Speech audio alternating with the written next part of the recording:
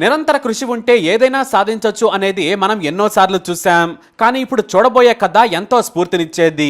Night watchman గా పనిచేసిన ప్రవీణ్ అనే యువకుడు ఏకంగా ఒకేసారి 3 ప్రభుత్వ ఉద్యోగాలు సాధించాడు.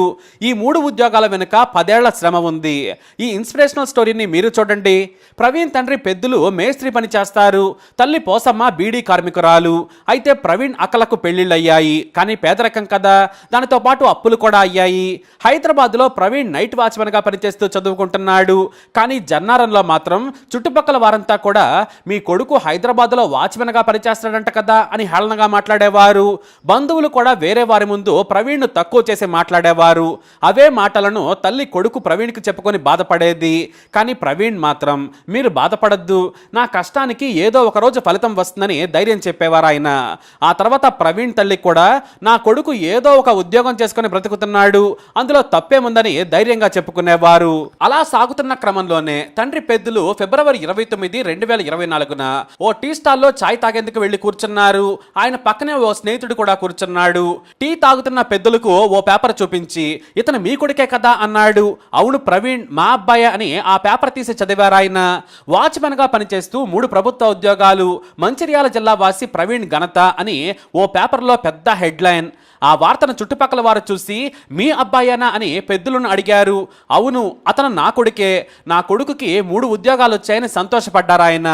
ఆ టీ స్టాల్ వ్యక్తిని అడిగి ఆ పేపర్ను తీసుకొని పరుగున ఇంటికి వెళ్ళిపోయారు. తన భార్యకు ఆ ఫోటో చూపించి కన్నీరు మున్నీరయ్యారు పెద్దలు. ఆ తర్వాత తల్లి కూడా కన్నీళ్లు పెట్టింది. తన కొడుకు ఘనత చూసి సంతోషంతో వెక్కి వెక్కి ఏడ్చింది. ప్రవీణ్ ఫోటోని చుట్టుపక్కల వారికి కూడా గొప్పగా చూపించారు. కాదు, వారే చూడటానికి పరుగున వచ్చారు. ఆ వెంటనే ఏడుస్తూనే తల్లిదండ్రులు ఫోన్లో మాట్లాడి సంతోషాన్ని వ్యక్తం చేశారు. హేళన చేసిన వారంతా కూడా ప్రవీణ్ ఘనత చూసి ఆశ్చర్యపోయారు. 10 ఏళ్ల పాటు పేదరికంతో తల్లడిల్లిన ప్రవీణ్ శ్రమ అంతా ఇంతా కాదు. తెలంగాణలోని మంచిర్యాల జిల్లా జన్నారం మండలం పోన్కల్ గ్రామానికి చెందిన ప్రవీణ్ తన చదువు మొత్తం జన్నారంలో పూర్తి చేశాడు. డిగ్రీ పూర్తి చేసిన తర్వాత ఇంటి దగ్గరే ఉండేవారు ఆయన. కానీ ఓ స్నేహితుడి సలహా అతని జీవితాన్ని మలుపు తిప్పింది. మనలాంటి పేదవాళ్లకు ఉస్మానియా యూనివర్సిటీ పెద్ద అండ. అందులో పీజీ సీటు సాధిస్తే ఉచితంగా చదువుకోవచ్చు, మనకు మన కెరీర్ మీద అవగాహన ఏర్పడుతుంది, అక్కడే ఉండొచ్చని కూడా చెప్పారు. దీంతో కష్టపడి చదివి ఎంకామ్ సీట్ సంపాదించారు ప్రవీణ్. అప్పుడే సీనియర్లు స్ఫూర్తినిచ్చే మాటలు చెప్పేవారు. అంతేకాదు ఏళ్ల తరబడి అక్కడే ఉంటూ చదువుకునే యువకులను చూసి తాను ప్రభుత్వ ఉద్యోగమే లక్ష్యంగా కష్టపడాలనుకున్నారు ప్రవీణ్. అయితే పీజీ పూర్తయినా కూడా ఉద్యోగాల నోటిఫికేషన్లు పడలేదు. దీంతో బీఈడీ పూర్తి చేశారు. ఆ తర్వాత క్యాంపస్ లోనే ఉంటూ ఎంఈడీ కూడా చదువుకున్నారు ఆయన. కానీ ప్రభుత్వ నోటిఫికేషన్లు పడ్డం లేదు. అయినా సరే ప్రతిరోజు కష్టపడి చదువుకున్నారు. కానీ చదువు పూర్తయిన తర్వాత తనకు డబ్బులకు ఇబ్బంది ఏర్పడింది. ఇంటి దగ్గర తన తల్లిదండ్రులను ఇబ్బంది పెట్టద్దని అనుకున్నారు ప్రవీణ్. ఎందుకంటే వారి పరిస్థితి ప్రవీణ్ కు బాగా తెలుసు. తల్లి బీడీలు చుడితే తప్ప ఇల్లు గడవదు.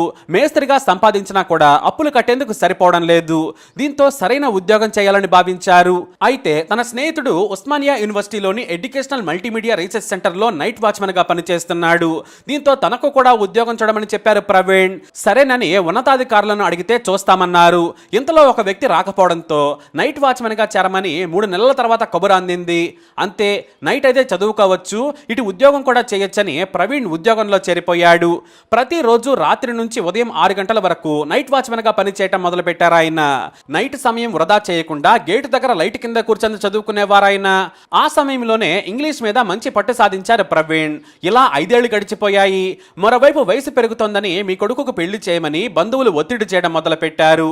కానీ ఏదో ఒకటి సాధించాకే పెళ్లి చేసుకుంటాను, ఇప్పటికే మనం కష్టాల్లో ఉన్నాం, పెళ్లి చేసుకుంటే మరింత కష్టాల్లో పడతాం, నా భార్య కూడా ఇబ్బంది పడుతుందని ప్రవీణ్ చెప్పేవారు.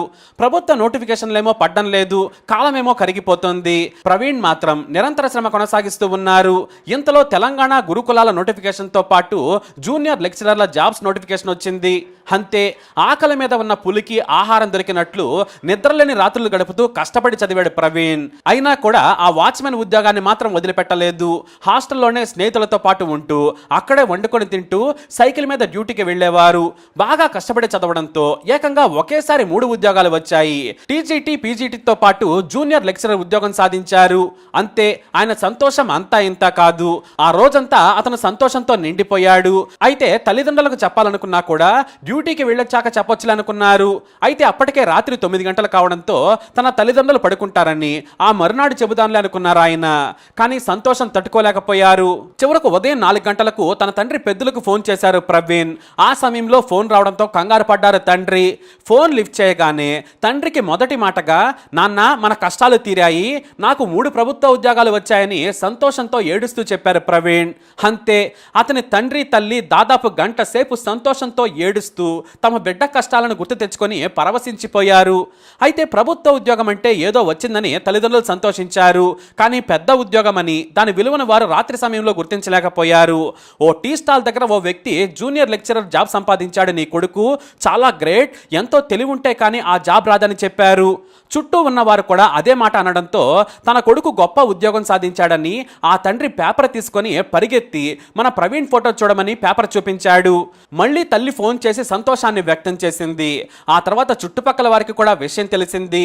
ఇంతలో పేపర్ చదివిన వారంతా, తెలుసుకున్న వారంతా కూడా గ్రామంలోని ప్రవీణ్ ఇంటి ముందు గుమిగూడారు.